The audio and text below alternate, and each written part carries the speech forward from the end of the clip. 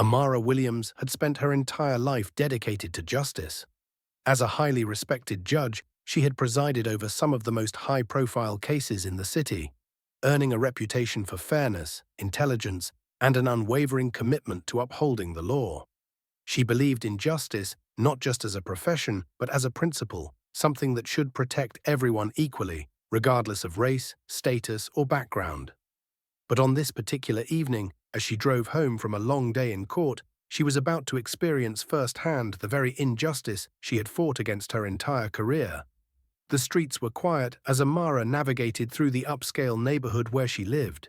It was a peaceful drive until she noticed flashing red and blue lights in her rearview mirror. At first, she felt no fear. She knew she had done nothing wrong. Routine traffic stops happened all the time, and as a law-abiding citizen, she had nothing to worry about. With calm precision, she signaled, slowed down, and pulled over to the side of the road, waiting for the officer to approach. The moment Officer Jack Reynolds stepped out of his patrol car, however, something felt off. Amara had seen enough courtroom cases to recognize the signs of an officer who wasn't simply doing his job. He was hunting. Jack was tall, broad-shouldered, and carried himself with the cocky arrogance of someone who believed he could do whatever he wanted without consequences. His buzz-cut and cold, piercing eyes only added to his intimidating presence. He moved toward her car with slow, deliberate steps, his hand resting on his holster in a way that was meant to send a message. "License and registration," he barked, skipping the pleasantries. Amara kept her composure. She had dealt with men like him before, men who saw power as a weapon rather than a responsibility. She reached into her purse, retrieved her ID and vehicle papers, and handed them over. "Good evening, officer," she said, keeping her tone steady. "May I ask why I was stopped?" Jack barely glanced at her ID before his eyes locked onto her face, his expression twisting with suspicion. He ignored her question, flipping through her papers as if searching for something, anything to justify what he was about to do. Then he smirked. "This car doesn't look like it belongs to you," he said flatly. Amara's grip tightened on the steering wheel. She knew exactly what this was. It wasn't about a broken taillight or a speeding violation. It was about the color of her skin and the fact that a black woman was driving an expensive car in a wealthy neighborhood. She had seen this play out before with defendants in her courtroom, innocent people harassed and humiliated simply for existing in a space where society told them they didn't belong. "Excuse me," she said, her voice controlled but firm. "Step out of the vehicle," Jack ordered, his fingers still resting on his holster. Amara hesitated. "Officer, this is my car. If you check the registration, you'll see—" "I said step out of the car," Jack interrupted, his voice sharp with authority. She took a deep breath, forcing herself to stay calm. She had seen too many cases where a situation like this spiraled out of control, where a minor confrontation turned deadly. She wasn't about to become another statistic. The safest option was compliance. Slowly, deliberately, she unbuckled her seatbelt and opened the door, stepping out of the car with dignity even as she felt the weight of humiliation settle over her. The street was empty, but she could feel the presence of unseen eyes. Neighbors peering through curtains, passers-by hesitating just long enough to witness the scene. Jack snatched her ID again, looking it over as if he had just caught a criminal. His lip curled in disdain. "Amara Williams," he muttered. "Never heard of you." "You should have," she replied evenly. "I work in the courthouse." Jack let out a mocking laugh. "Yeah? As a clerk?" "As a judge." For a split second there was hesitation in his posture, but the arrogance returned just as quickly. He had already made up his mind about her. "Right," he scoffed. "And I'm the mayor. Turn around and put your hands behind your back." A slow chill crept down Amara's spine. This wasn't just a stop. This was an attack. Amara Williams had spent years in the courtroom, watching cases of racial profiling and police misconduct unfold before her. She had seen victims fight for justice, their stories filled with humiliation, frustration, and fear. Now, standing on the side of the road under the piercing gaze of Officer Jack Reynolds, she realized that she was about to become one of those stories. Jack's posture was rigid, his fingers still resting on his holster, a clear warning of his authority. He had already decided that she was guilty of something, even if he had no proof. His voice was sharp, unwavering. "Turn around and put your hands behind your back." Amara's heart pounded.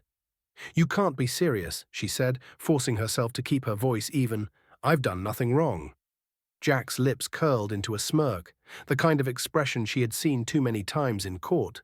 One of satisfaction, of knowing he had complete control over the situation. "Stop resisting," he suddenly barked, his voice raised as if performing for an invisible audience. Amara barely had time to react before Jack grabbed her arm and twisted it behind her back with unnecessary force. Pain shot through her shoulder, but she gritted her teeth, refusing to give him the satisfaction of seeing her struggle. The cold metal of the handcuffs snapped around her wrists, locking tightly enough to bite into her skin. "You're under arrest for resisting a lawful order," Jack declared smugly, as if the words alone gave him some sort of twisted pleasure. Amara exhaled slowly, her mind racing.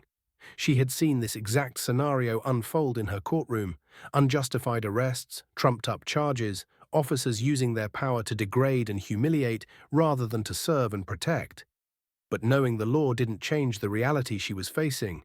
In this moment, she wasn't a judge, she wasn't a respected legal figure, she was just another black woman in handcuffs, subject to the whims of a racist cop who believed he was untouchable. As Jack shoved her toward his patrol car, she kept her eyes forward, refusing to let him see the anger simmering beneath the surface. Bystanders had started to gather, their phones raised, recording everything. Good, she thought. Let the world see. Jack seemed unfazed by the cameras. He had done this before, and nothing had ever happened to him. Why would this time be any different? He pushed Amara into the back seat, slamming the door behind her. The ride to the precinct was silent, save for the hum of the engine and the occasional crackle of the police radio. Amara stared straight ahead, refusing to let herself feel the full weight of what was happening. Instead, she focused on one thought. Jack Reynolds will regret this.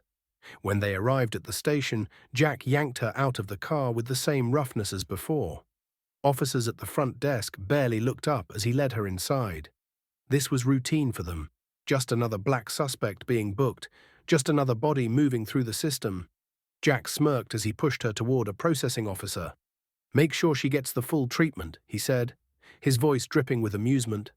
Amara's stomach tightened. She knew what that meant. She had heard of officers using so-called hygiene policies to degrade and dehumanize inmates, especially women.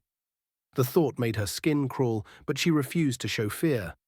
She turned to Jack, meeting his gaze with quiet defiance. "This isn't over," she said. Jack chuckled, shaking his head. "Oh, sweetheart, it already is."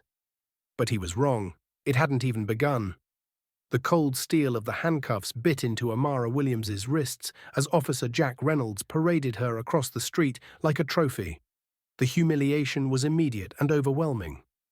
People had stopped in their tracks, their eyes filled with a mixture of shock, pity, and horror. A few held up their phones, recording the scene, their cameras capturing every second of her unjust arrest. But Jack wasn't worried. He had done this before, humiliating, arresting, and dehumanizing people who didn't fit his view of who belonged in this neighborhood. He knew the playbook well. Take control, escalate the situation, and if necessary, twist the facts to make it look like the suspect was resisting. The courts would believe him. They always did. "You don't belong here," he muttered under his breath as he yanked Amara toward his patrol car. The words stung, not because she believed them, but because she had heard them before, just in different ways. From colleagues who had doubted her abilities when she was a young black law student. From lawyers who had questioned her rulings, not based on their legality, but on the fact that she had the audacity to sit on the bench in the first place. And now, from a racist cop who had no idea he was arresting the very person who could determine his fate. Jack roughly pushed her against the side of the car, patting her down in full view of the crowd. His hands moved over her pockets with unnecessary force, his smug smirk widening with each second. "What do we have here?" he taunted as he reached into her purse, pulling out her phone and wallet. He flipped through her identification and scoffed. "So you're really trying to convince me you're a judge?" Amara locked eyes with him. "I don't have to convince you of anything," she said evenly. Jack grinned, holding her ID up to the nearest bystander's camera as if it was some kind of joke. "Hey, "Check this out," he called out to the growing crowd. "Apparently, we got ourselves a judge here. What do you think, folks? Does she look like a judge to you?" Laughter rippled through the onlookers, though some faces remained stern, disapproving. A young black woman in the crowd shouted back, "This is wrong, and you know it." Jack rolled his eyes. "Move along, sweetheart. Let us do our jobs." Amara refused to flinch. She had spent her entire life dealing with men like him. Men who mistook their privilege for power, who thought their badges made them invincible. But she also knew something Jack didn't. His reign of unchecked authority was about to crumble. With a swift motion, Jack shoved her into the back of the police car, slamming the door behind her. The sound of metal hitting metal echoed through the night.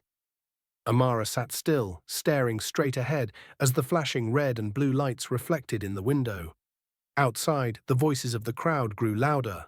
"This isn't right. She didn't do anything. We saw the whole thing." But Jack didn't care. He turned back toward his fellow officers, grinning like he had just won a prize fight. One of the younger officers, a man named Eric, hesitated. "Jack," he muttered, glancing at the cameras still rolling. "Maybe we should—" Jack clapped a hand on Eric's shoulder, cutting him off. "Don't be soft," he said. "She'll be processed like everyone else. Let's teach her what happens when people like her forget their place." And with that, he climbed into the front seat, started the engine and pulled away from the curb, completely unaware that the woman he had just arrested would soon be the one deciding his future. The police station smelled of sweat, stale coffee, and something far worse, oppression. Amara Williams had spent years inside courtrooms, but never like this. She had walked into precincts before, but always in control, always in her role as a judge. Now she was being dragged inside like a common criminal, her wrists still sore from the too tight handcuffs, her dignity hanging by a thread. Officer Jack Reynolds led her through the booking process with a smirk plastered across his face, his eyes filled with the same arrogance she had seen from corrupt officers time and time again. He had no idea who she was, or maybe he did and simply didn't care. To him, she was just another black woman to be humiliated, another life he could crush beneath his boot without consequence. "Make sure she gets the full treatment," Jack instructed one of the female officers, his tone dripping with amusement. The woman hesitated for half a second, just long enough for Amara to see the flicker of doubt in her eyes, but then nodded and gestured for her to follow. Amara stood still. "I know my rights," she said, her voice calm but firm. "I don't consent to any unnecessary processing beyond what is legally required." Jack laughed, stepping closer until his presence loomed over her. "Sweetheart, you don't have a choice." He tapped the clipboard in his hands. "All detainees must meet hygiene standards before being processed. Can't have lice or infestations running rampant in holding cells, now can we?" Amara's stomach churned. She had heard about this outdated policy, how it was often weaponized against people of color, especially women. She had read case after case where black female detainees were forcibly shaved, stripped of not just their dignity, but their very identity. She clenched her jaw. "This is illegal." Jack grinned, the kind of cruel grin that sent chills down her spine. "Who's going to stop me?" She could have argued. She could have demanded a lawyer, insisted on a phone call. But in that moment, she knew nothing would change what was about to happen. The station, the officers, the entire system, they were all working against her. Without another word, she followed the female officer into a dimly lit room. A single chair sat in the center, next to a table lined with clippers and razors, their metallic surfaces gleaming under the fluorescent light. A male officer stood nearby, testing the sharpness of a blade against his gloved hand. "Sit," the female officer said, her voice void of emotion. Amara didn't move. "You can't be serious." Jack stepped into the room, leaning against the doorway. His smirk widened. "Oh, I'm very serious. You see, I don't make exceptions. Not even for so-called judges." Amara took a slow, deep breath. She knew the law. She knew this was wrong. But in that moment, she was powerless. She sat. The clippers buzzed to life, loud and menacing. She kept her face blank as the blade met her scalp, stripping away the curls she had spent years growing, nurturing, and taking pride in. Strands of her hair fell to the floor in clumps, each one a silent testament to the cruelty being inflicted upon her. Jack folded his arms, watching with sadistic satisfaction. "There," he said smugly. "Now you look how you should."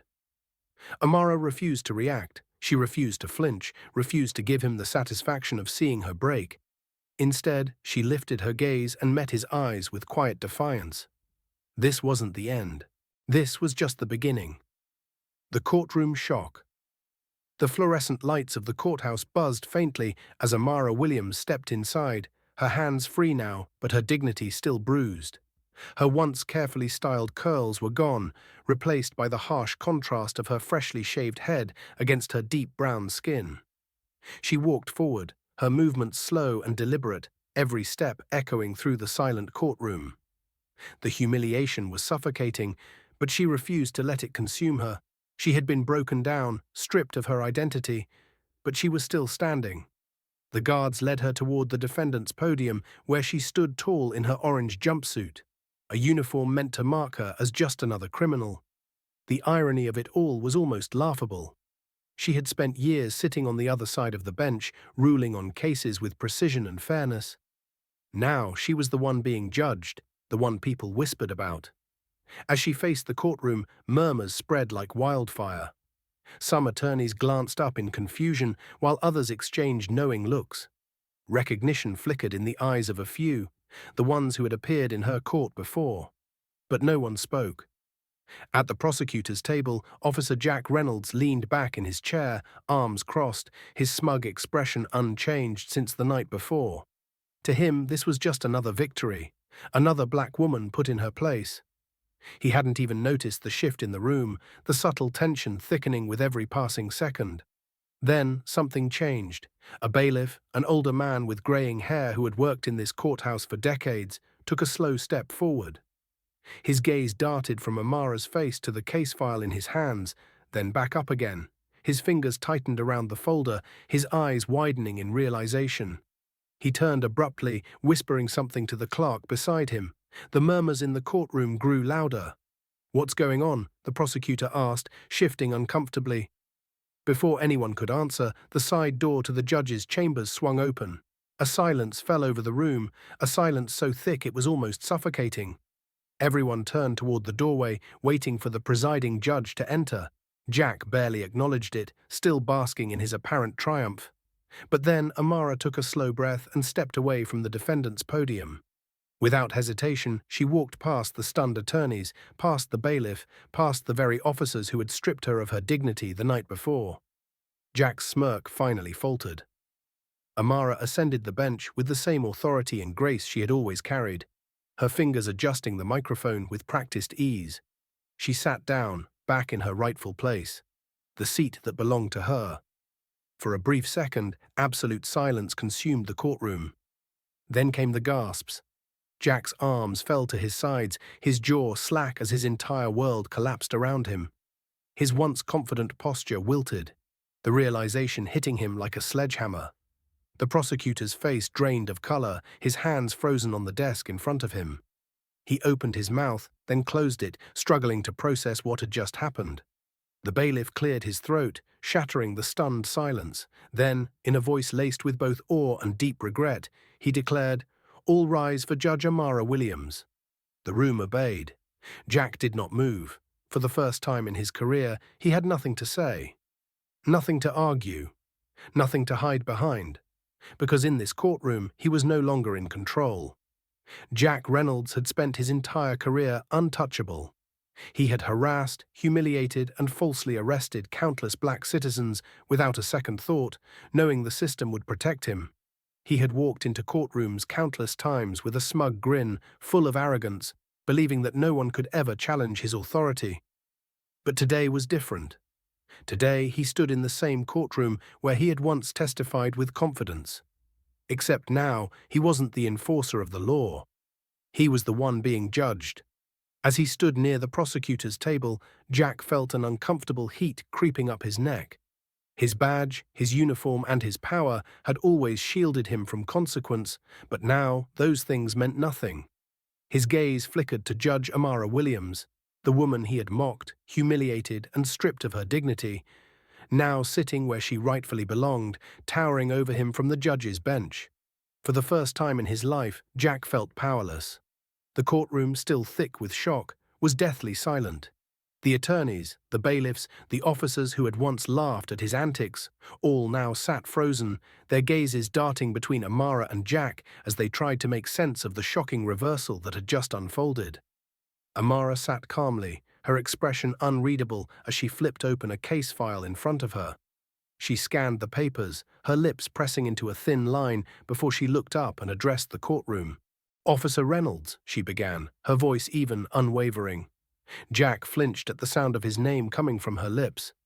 Amara lifted a single document from the stack, holding it up for the room to see. It was his arrest report, the one he had fabricated, claiming she resisted arrest. Her sharp eyes flickered back to him. "It appears we have some unfinished business to address." Jack swallowed hard, but his throat was dry. He had nothing to say. But Amara wasn't done. She set down the report and picked up another file, this one far thicker. "Not only did you violate department policy," she continued, her voice cool, measured, "but you trampled over constitutional rights, engaged in racial profiling, and participated in repeated abuse of power under the guise of law enforcement." The murmurs in the courtroom intensified. Reporters in the back scribbled furiously in their notepads. Lawyers exchanged uneasy glances. Jack felt the walls closing in on him. Then the doors at the back of the courtroom swung open. A team of federal investigators stepped inside, their faces unreadable as they made their way toward the front. Jack's stomach dropped. At the head of the group was a lead investigator, someone Amara had worked with before. He stopped beside the prosecutor's table, flipping open a thick folder of documents. "Judge Williams," the investigator said with a nod. "We've been compiling complaints against this precinct for years. Looks like we finally have enough to act." Jack's hands clenched into fists. He could feel the eyes of his fellow officers boring into him, the weight of the moment pressing down like a heavy stone. The investigator continued, flipping through the files. False arrests, excessive force, racial profiling. And now, a blatant violation of civil rights with the unlawful detention and forced shaving of a sitting judge. He let out a humorless chuckle. "You really did yourself in, Reynolds." Jack's face turned red. Panic set in. His head snapped toward Amara, his eyes wild. "Your Honor, this is completely unnecessary." She lifted a hand, silencing him instantly. "Actually," she said, her voice calm and controlled, "it's long overdue." Jack felt a cold sweat break across his forehead. The same courtroom where he had once wielded unchecked power had become his reckoning. The weight of the moment pressed down on Jack Reynolds like a crushing force. Just 24 hours ago, he had been on top of the world, dragging Amara Williams into the precinct, stripping her of her dignity, mocking her as she sat powerless in a jail cell. Now the same woman he had humiliated sat before him, not as a broken victim, but as the most powerful person in the room. Jack's once smug face was now a mask of barely concealed panic. His uniform, which had once given him protection and privilege, now felt like a prison of its own. Amara took a deep breath, setting her pen down with deliberate precision. "Effective immediately," she announced, her voice unwavering, "this court is ordering an independent review of this precinct's arrest records, use of force incidents, and internal complaints under Officer Reynolds' leadership." The murmurs in the courtroom turned into a full-blown commotion. Reporters in the back scrambled to take notes. Lawyers whispered to each other, their eyes darting between Jack and Amara. Jack felt his pulse skyrocket. "Your Honor, this is unnecessary," he stammered. "I was following protocol." Amara didn't even blink. "You were following your own version of the law, Officer Reynolds, one that allowed you to abuse your power and dehumanize the people you swore to protect." Jack opened his mouth to argue, but before he could, a sudden knock echoed through the courtroom. The heavy wooden doors swung open, and a group of federal agents stepped inside. Jack's stomach dropped. At the front of the group was the lead federal investigator, the same man who had spent years collecting evidence against officers like him. He walked forward, holding up a thick file filled with paperwork. "Judge Williams," he said with a nod, "we've been investigating this precinct for years. And thanks to your case, we finally have enough to proceed." The courtroom fell into stunned silence. Jack's breath came in short, uneven gasps. He turned to the other officers seated near the back of the courtroom, but no one met his gaze. The very men he had once considered his allies were now shifting uncomfortably in their seats, knowing they could be next. Amara's voice cut through the silence. "Officer Reynolds, you are officially placed on administrative leave pending investigation. Given the severity of your actions, I am recommending immediate suspension without pay." Jack's face turned red with rage. "You can't do this," he spat. Amara tilted her head slightly, her expression unreadable. "You did this to yourself." Before Jack could protest further, the federal agents closed in. One of them removed his badge from his uniform. Another officer took his gun. His entire identity, his power, his protection was ripped away in a matter of seconds. And then came the final blow. "You are under arrest," the lead investigator stated, his voice cold and final. "Charges include civil rights violations, abuse of power, and misconduct under federal law." The sound of handcuffs clicking around Jack's wrists was deafening. For years, he had placed these same cuffs on people he had targeted, harassed, and wrongfully arrested. Now they were locked around his own wrists, cold and unforgiving. The courtroom watched in stunned silence as Jack was led away like the very criminals he had once treated with such disdain. He glanced back one final time, his eyes filled with the same fear and helplessness he had once inflicted on others. Justice had finally been served. The fall of Jack Reynolds sent shockwaves through the city. The story of a racist cop who had abused his power for years, only to be brought down by the very system he had corrupted, became national news overnight. Every major news outlet covered the case, exposing not just Jack's misconduct, but the deep-seated corruption within the entire police department. Video footage of his arrogant smirk turning into terror as he was arrested spread across social media like wildfire. People who had once feared him now celebrated his downfall. Citizens who had suffered at the hands of officers like him finally felt seen, finally felt that justice was possible. But at the center of it all was Amara Williams, the woman he had tried to break, the woman he had humiliated, the woman who had refused to be silenced. For days after the trial, reporters swarmed outside the courthouse, eager for a statement. Amara, however, was not interested in basking in the media frenzy. She had never fought for revenge, only for justice. Finally, on the steps of the courthouse, she addressed the growing crowd. "This case was never just about me," she began, her voice steady and strong. "This case was about every person who has ever been harassed, falsely accused, or treated unfairly simply because of the color of their skin. This case was about a system that has protected bad officers for far too long, while innocent people suffer." The crowd cheered. Many held signs, some reading "Justice for All," others showing Jack's mugshot. A stark contrast to his former life of unchecked authority. Amara continued, "For too long, officers like Jack Reynolds have operated without consequence. They've treated black citizens as criminals first and humans second. But today, we sent a message. Abuse of power will not go unpunished. Racism has consequences." The moment those words left her lips, a wave of applause erupted. But Amara knew this was only the beginning. She didn't stop at Jack's conviction. Instead, she led a full-scale investigation into the police department, working alongside civil rights attorneys, community leaders, and federal investigators to dismantle the network of corruption that had protected officers like Jack for years. Within months, multiple officers were suspended or fired, and new policies were put in place to ensure greater accountability in law enforcement. The city introduced body camera requirements, independent oversight committees, and stricter policies on racial profiling. The movement did not stop there. Across the country, activists used Amara's case as a rallying cry, pushing for police reform and racial justice. The case became a symbol, proof that no one, not even those in power, is above the law. And Jack? His arrogance had been his downfall. Once untouchable, he now sat behind bars, serving a 10-year sentence for civil rights violations. He had spent his career wielding his badge as a weapon, believing the system would always protect him. But the system had turned on him, and Amara Williams had made sure of it. As she left the courthouse that day, a reporter called out, "Judge Williams, do you have any final words?"